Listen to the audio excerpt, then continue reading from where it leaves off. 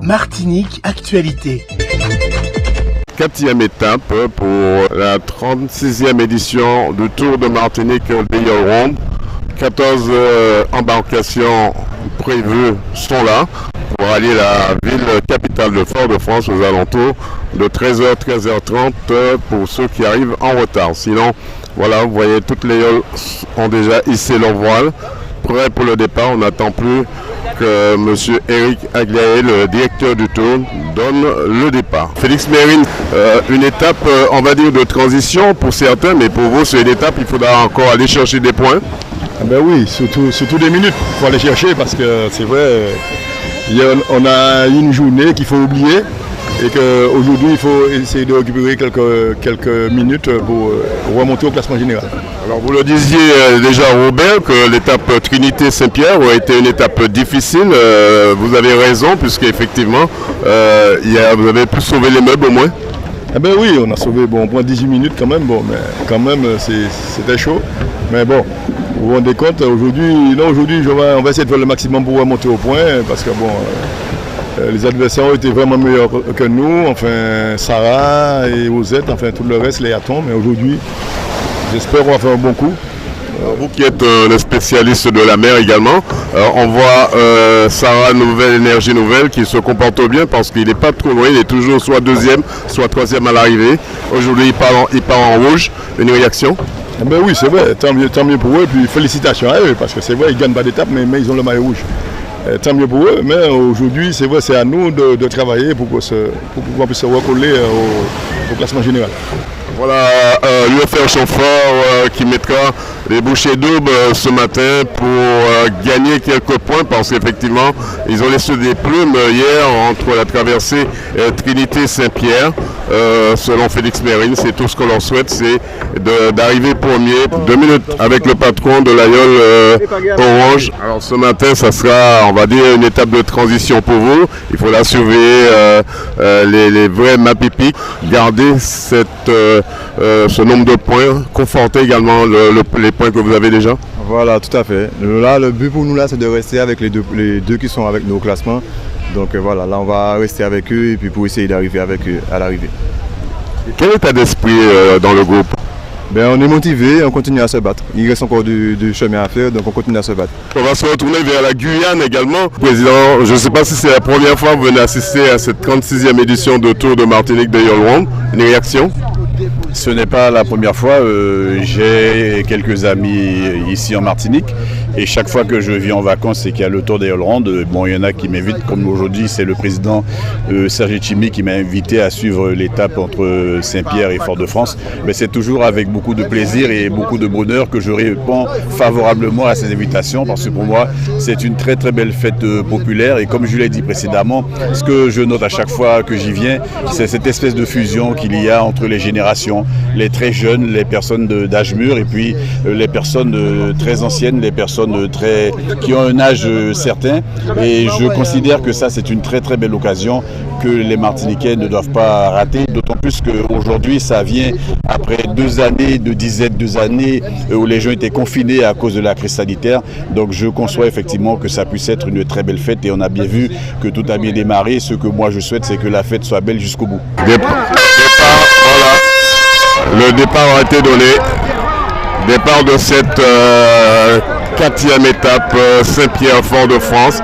Voilà, le départ, toutes les yoles sont là. Sarah Énergie Nouvelle, Rosette, l'UFR est là, GFA également est là. Également la Mystis est là, CTDM, EDF également, la Yole Bricolage également est là, tout le monde est là. Avec moi le directeur de cette 36e édition du Tour de Martinique des Yole Ronde. Un bilan sur ces 3 jours de course? 3 jours de course qui ont été assez mouvementés, puisque vous avez même vu au classement général, il y a eu des énormes rebondissements. C'est vrai que l'étape Trinité-Saint-Pierre, elle est réputée pour ses petits bobos, quoi, hein. Et hier, il y en a eu, parce que nous avons eu à peu près, je dirais, 10 yoles coulées sur les 14. Et bien évidemment, à l'arrivée, le résultat il est là, quoi. Les 4 qui n'ont pas coulé sont à l'arrivée et avec de bons temps. Hormis cela, bon, aujourd'hui, on va partir pour aller à Fort-de-France avec une étape qui sera de toute tranquillité, puisqu'il n'y a pas trop de vent, il n'y a pas trop de mer. Est-ce qu'on peut dire, Eric, que c'est une étape de transition? On peut dire ça, mais c'est vrai que entre la mer qu'on a sur les étapes d'hier et la mer qu'on aura aujourd'hui, ça n'a rien à voir. Mais c'est quand même une étape qui est, je dirais, assez traître, puisqu'il peut y avoir des dessalages pour une raison X. Il y a beaucoup de zones déventées ou bien avec des refusantes. Donc tout ça fait que bon, c'est pas gagné d'avance. Et en plus, il faut qu'on sache que tout le monde a envie de la victoire.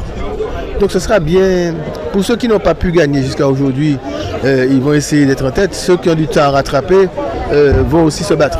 Donc ce sera vraiment une étape, je ne vais pas dire décisive, puisque les temps sont là, mais ce sera agréable à voir.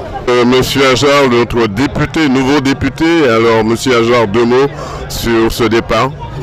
Écoutez, c'est impressionnant et véritablement aujourd'hui, je pense qu'on va assister à une belle course, puisque derrière, il y a des concurrents qui ont véritablement une expérience. Je pense à UFR et je pense qu'il y a une motivation, une mobilisation de toutes les yoles. J'ai entendu les cris de mobilisation des supporters et des équipages très concentrés, très organisés, notamment sur la stratégie. D'après ce que j'ai pu comprendre, il y aura peut-être un peu plus de vent que prévu.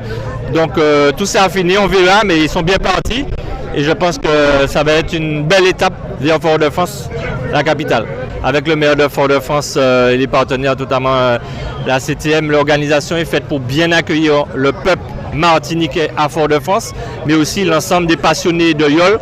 Il y a déjà un village chanté qui a déjà démarré pendant la course et je ne pouvais pas être aux 2 endroits, mais bon, mon fait un choix. Moi là pour le moment, mais je suivre et puis la direction du Tour des YOL et puis je m'arrêterai également pour accompagner les collègues qui sont là pour accueillir les Martiniquaises et les Martiniquais qui vont se rendre à Fort-de-France aujourd'hui pour accueillir cette étape. Avec Serge Timmy, vite fait une réaction sur cette 36e édition du Tour de Martinique des YOL Round.